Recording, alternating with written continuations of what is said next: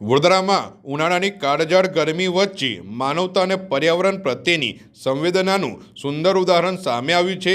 સાઈ શક્તિ સેવા ગ્રુપ વડોદરા દ્વારા સરસ્વતી કોમ્પ્લેક્સ 4 રસ્તા નજીક હનુમાનજી મંદિર પાસે પક્ષીઓ માટે નિઃશુલ્ક માટીના કુંડાનું વિતરણ કરવામાં આવ્યું હતું। આ કાર્યક્રમનો મુખ્ય હેતુ ગરમીના તીવ્ર સમયમાં પક્ષીઓને પીવાનું પાણી સરળતાથી ઉપલબ્ધ થાય તે હેતુ પાદરા ગ્રુપ દ્વારા આજે 200 જેટલા માટીના કુંડાનું વિતરણ કરવામાં આવ્યું, જેથી શહેરના અનેક વિસ્તારોમાં લોકો પોતાના આંગણામાં પાણી મૂકી શકે અને પક્ષીઓને રાહત મળી શકે।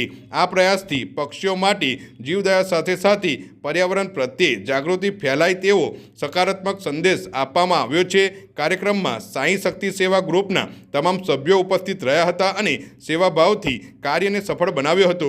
ગ્રુપના સંચાલક વિકીશ્રી માળીએ તમામ દાતાશ્રીઓ અને સભ્યોનો આભાર વ્યક્ત કરતા જણાવ્યું હતું કે આવા નાના પ્રયાસો દ્વારા પણ આપણે પ્રકૃતિ અને જીવજંતુઓ માટે મોટો ફરક પાડી શકીએ છીએ। આ પહેલને સ્થાનિક લોકો દ્વારા પણ પ્રશંસા મળી રહી છે અને શહેરમાં માનવતાની મહેક ફરી એકવાર પ્રસરી છે।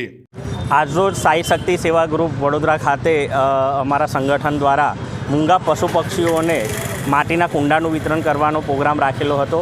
આ આયોજનની અંદર અમારા સંગઠનના તમામ સભ્યો માંજલપુર સ્થિત જે સરસ્વતી કોમ્પ્લેક્સ છે ત્યાં આગળ આ કુંડા વિતરણનો કાર્યક્રમ કરવામાં આવ્યો હતો।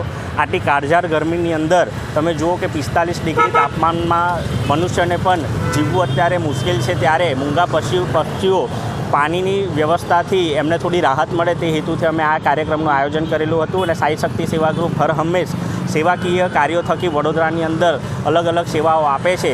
ત્યારે આ ગરમીની કાળઝાળ ગરમીમાં અમે આ કુંડા વિતરણનો કાર્યક્રમ સફળ રીતના અમે પૂર્ણ કરેલ છે। કેટલા કુંડાનું વિતરણ કરવામાં? 200 જેટલા કુંડાનું વિતરણ કરેલું છે।